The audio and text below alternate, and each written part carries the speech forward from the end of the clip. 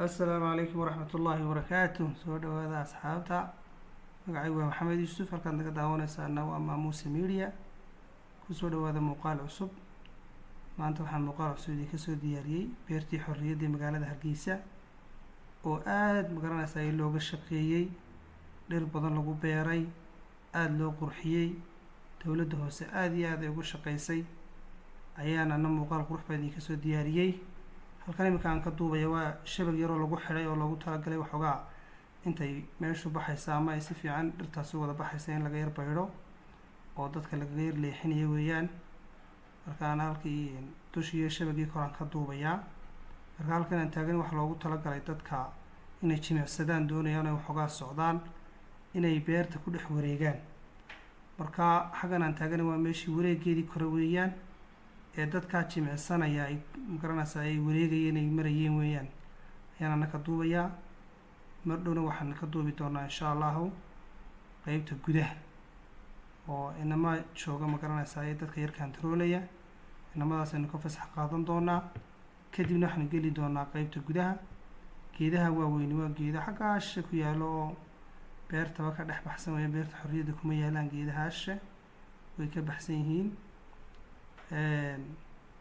marka maasha allah beertii aad baa looga shaqeeyey, aad baa loo qurxiyey, dhir badan baa lagu beeray. muuqaalkeedu weliba wuxuu kasii qurux badan yahay markaynu gudaha u gallo. markaa gudahaynu u geli doonaa, deetana qeybtaasaynu aada u eegi doonaa. qeybtan waa gudaha, halka u horeysa kadinka ayaa lagu garanaysa ee lagu beeray. doogaa yar ee noo muuqda 18 May ayaa ku qoran. marka halkan iminkaan taaganahay waa albaabkii laga gelayay weeyaan, kadinkii laga gelayay weeyaan. maasha allah maasha allah, aad iyo aad baa loo qurxiyey, dhir qurux badan baa lagu beeray. waxay noqotay meel dadku usoo xiisaan oo magaranaysaa kusoo xisaabtamaan oo is yidhahdaan beertii xorriyadda tag, beertii xorriyadda soo eeg. waxay leedahay xataa kuraas iyo meelo yaroo layska fadhiistay leedahay. kuraastaasaa qofku iskaga nasanayaa, halkaasaad magaranaysaa isaga nasashay imanaysaa. suuqa markaad kusoo daasho ayaad isaga nasasho imanaysaa. inkastoo imika ay weli aan la wada fasixin, ay la kantaroolayo oo dadka magaranaysaa ee qof loo ogolaaday mooyaane aan la wada gelayn. haddana waa meel aad iskaga nasan karayso markood magaranaysaa timaado. halkaasi waxaa nooga muuqda geedka nabadda ayaa ku qoran. waa geed weyn oo goba, aad iyo aad isagana loo qurxiyey. hoostiisa magaranaysaa ayay roog la dhigay oo dhir magaranaysaa hoostiisa lagu beeray. xataa leyr baa loo sameeyey oo magaranaysaa xilliyada habeenkii oo kala la shidayo isaguna qurux badan. hase ahaatee anu xilli habeennimo ma duubina, xilli maalinimo ah baan soo duubay. maalinimadka lafteeda aad iyo aad u qurux badan tahay. waa muuqaal aad u qurux badan, dhir aad u qurux badan baa lagu beeray. horeyna ugu yar socon doonaa, bal ilaa geedkaa hoostiisa iyo agagaarkiisaynu soo duubi doonaa. haddana geedku waa kaasoo inoo dhow yahay. waxaa ku qoran geedka nabadda ayaa ku qoran. markaa waa geed weyn oo goba, hoostiisana aada loo qurxiyey. waxoogaa markaynu intaasoo ka duubno ayaynu geedkana gaari doonaa. runtii aad iyo aad baan uga helay muuqaalkan iyo magaranaysaa markii aan soo duubayey meesha saa loo qurxiyey. waxay inooga duwan tahay muuqaaladii hore aynu soo gelin jirnay, aad bay inooga duwan tahay. waayo kani waa dalkeennii. markuu shaygu dalkaagii yahay magaranaysaa dhulkaagiina wax kastoo kaloo qurux badanba isagaa kaaga sii qurux badan. runtii aad iyo aad baa loo qurxiyey maasha allah. dowladda hoosaa si fiican u qurxisay. markaa dowladdii hoose maasha allah si fiican bay uga shaqaysay. geedkiina haddaba bal hoostiisa tegaynaa, isaguna sidan uu qurux badan yahay.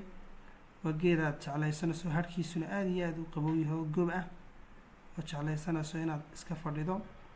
kuraasta iminka xaggan inaga xigoo kale, kuraastan oo kale aad iskaga nasanaysaa. halkaasaad iskaga yar nafisaysaa oo qofku iska yar fadhiisan karayaa. geedka hoostiisana aad baa iyada loo qurxiyey oo roog iyo halaab loo dhigayo.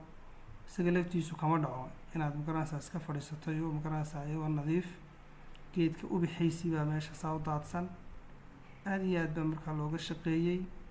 waad aragtaan sida loo qurxiyey. geedka laftiisu dhulkuu soo gaadhayba. waa geed aan carruur iyo waxba toona shiidayninoo meel fiican ku yaalla, biyo fiican helay. isaga laftiisu waa geed aada u ballaadhan oo dhulka soo galay. xataa midhihiibaa xataa halkan dhow iska yaalla ood iska guran karaysaa markay bislaadaan. weli laakiin may bislaan.